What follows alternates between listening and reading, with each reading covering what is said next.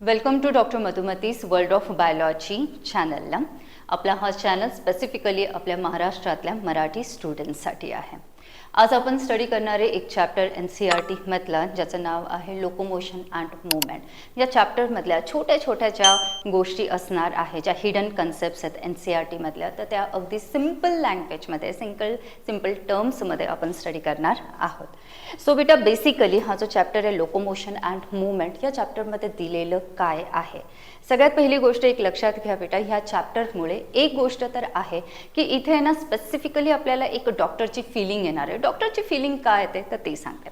When I was in first year of medical college at that time की आमच्याकडे literally एक bone set होता.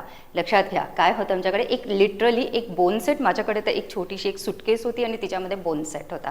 Of course रिअलवाले bones नसणार आहेत मग ते. ओके, तर इथे ॲक्च्युली मला हे सांगायचं आहे की मेडिकल कॉलेज कुठलंही असू द्या बेटा, कुठलाही फील्ड असू द्या, MBBS असेल, BMS असेल, BHMS असेल, BDS असेल, फार्मसी असेल, इव्हन द नर्सिंग कॉलेज पण असेल, जे पण फील्ड्स आपल्या ह्या मेडिकल फील्डशी, मेडिकल सायन्सशी रिलेटेड आहे, ते कुठल्याही डिग्रीमध्ये तुम्ही जा तर त्यावेळेस तुम्हाला फर्स्ट इयरला एक सब्जेक्ट असतो ज्याचं नाव आहे ॲनाटॉमी. आणि ॲनाटॉमीमध्ये लिटरली बोन्स जे असतील मग ते बोन्स आपला स्कल असेल, ह्युमरस असेल, फीमर असेल, टिबिया असेल, फिब्युला असेल, कुठलाही बोन असेल. सपोज फॉर एक्झाम्पल हा एक बोन आहे. ओके, सो लिटरली तुम्हाला हे बोन हातात घ्यायचे आहेत and you have to study exactly what is given in the structure of this bone. म्हणजे ह्या बोनमध्ये कुठे फोरॅमेन आहे का, फोरॅमेन म्हणजे होल आहे का, इवन कुठे काही डिप्रेशन तर नाही आहे, कुठे प्रोजेक्शन्स होत आहे, असं बऱ्याचशा गोष्टी तुम्हाला स्टडी करायच्या आहे. पण ज्यावेळेस तुम्ही ह्या अशा डिफरंट मेडिकल फील्ड्समध्ये तुम्ही जाणार आहात तर त्यावेळेस.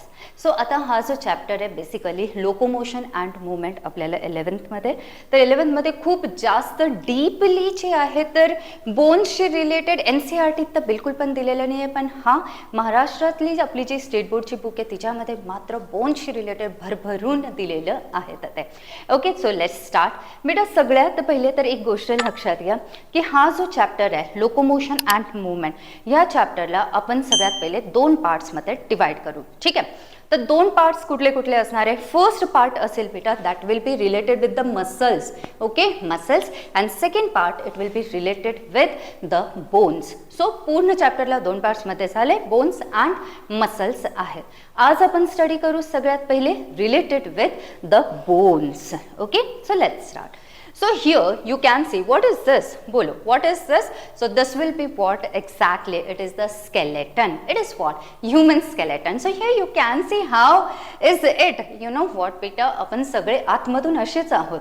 ओनली बाहेरून आपल्याला मसल्स आहे, स्किनचं प्रोटेक्शन आहे, आणि देन आपण वेगवेगळे दिसतोय. अदरवाइज बेसिक फ्रेमवर्क आपला सगळ्यांचा असाच आहे. And you can see what he is doing. He is doing nothing actually. हा बसलेला आहे. ओके, चल.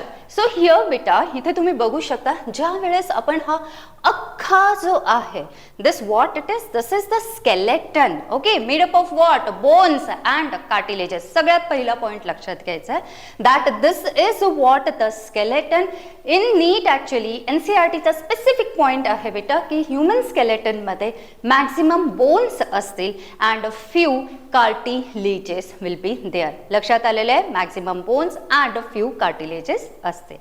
बेसिकली इथे जर आपल्याला ह्या अख्खा जो स्केलेटन आहे, if you want to study this skeleton then you have to divide this skeleton into 2 parts. Okay, लक्ष द्या, विच आर दीज 2 पार्ट्स बेटा.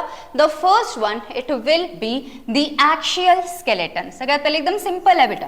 सो एक आपण काय घेणार आहे, axial skeleton. I will write here. So first one it is the axial skeleton. ठीक आहे. Now, and another, it will be the appendicular skeleton. दूसरा कुठला आहे बेटा, appendicular skeleton. किती सिंपल चालू आहे, राईट. सो फारच सिंपल आहे. जी आपली बॉडी असते, ओके, आपलं स्केलेटन तुम्ही इमॅजिन करू शकता.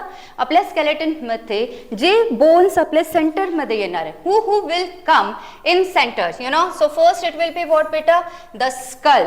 ओके, सो जे सेंटरमध्ये येतील ते आपले ॲक्शियल स्केलेटन मिळवतील. अँड आफ्टर दॅट जे साईडने आलेले आहेत तर त्यांना आपण काय बोलायचं आहे, अपेंडिक्युलर. मग सेंटरमध्ये कोण कोण येते, सो सेंटरमध्ये येणारे ऑफकोर्स आपला skull, after that there will be what बेटा, द व्हर्टिब्रल कॉलम, ज्याला तुम्ही मोस्टली आतापर्यंत बॅकबोन बोलत होते, पण आता तुम्ही मोठे झालात, सो याला बॅकबोन नाही बोलायचं, आता तुम्ही काय बोलणार झालं, it will be the vertebral column and what बेटा, द थोरॅसिक केज, ज्याला रिब केज चेस्टमध्ये आपण जे असणार आहे, so that thoracic cage will be there and one more bone is there which is known as the hyoid bone. Which bone it is बेटा, hyoid bone. हा single असतो, लक्षात घ्या पुन्हा एकदा की आपण काय स्टडी करतोय, so that is actually what, the axial skeleton. In the axial skeleton who will come बेटा, बोन्स ऑफ स्कल. ठीक है, first thing. Second thing, who will come, that will it be the bones of the vertebral column. Okay, and third काय असणार आहे, the bones of the rib cage and one more, the single bone which is actually present at the base of the tongue. है ना, इथे जे तर एक bone असणार आहे, छोटासा असतो, यू शेप्ड असेल, and it will be the hyoid bone. All these will constitute your the axial skeleton. Clear? After that second point कोण येतोय, ॲक्शियल झाल्यानंतर of course it will be the appendicular skeleton. ठीक आहे, अपेंडिक्युलर स्केलेटन मध्ये कोण असणार आहे, सेंटर मधले बोन सोडले ती कोण येतं बेटा, only the bones of the upper limb and bones of the lower limb. नीट लक्ष द्या. So in appendicular skeleton who will come, so they will be the bones of upper limb. Upper limb means what, the hands, full जे hands आपण घेतोय ते, and who beta, the bones of the lower limb. Lower limb means who beta, that is the bones of the legs. ठीक आहे, तर हे दोन झाले. बट खूप इम्पॉर्टंट पॉईंट राहिलेला आहे बेटा. आता हे जे तुम्ही घेणार आहे that is the appendicular skeleton, hands असेल, लेग्स असेल, तर त्याला ॲक्शियल स्केलेटनला अटॅच करण्यासाठी one more thing you require. आता हा जर तुम्ही घेतलेला आहे ॲक्शियल अपेंडिक्युलर स्केलेटनचे, हे सपोज अप्पर लिंब आहे आणि त्याला तुम्हाला कुणाला अटॅच करायचं आहे, हे जे आहे तर इथे अटॅच करायचं, दॅट इज ॲक्शियल स्केलेटनला. For that you require what, you require the bones of the girdle. नवीन कन्सेप्ट असेल मे बी तुमच्यासाठी.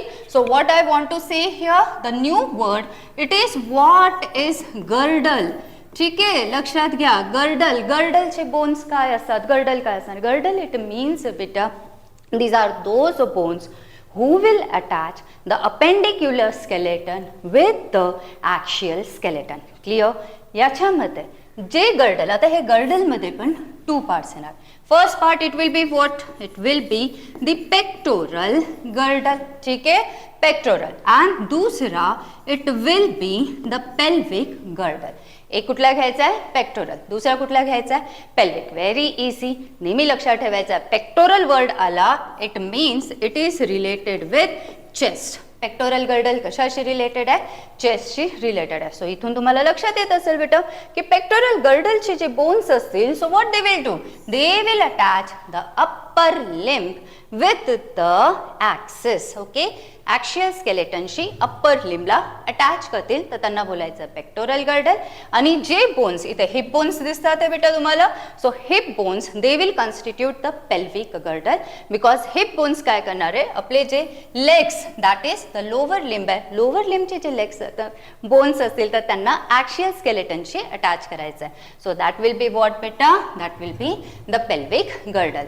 इन शॉर्ट तुम्हाला लक्षात आलं असेल मला काय सांगायचं. सो नेक्स्ट लेक्चरमध्ये आपण bones of upper limb, bones of lower limb like that आपण घेऊया. Thank you so much.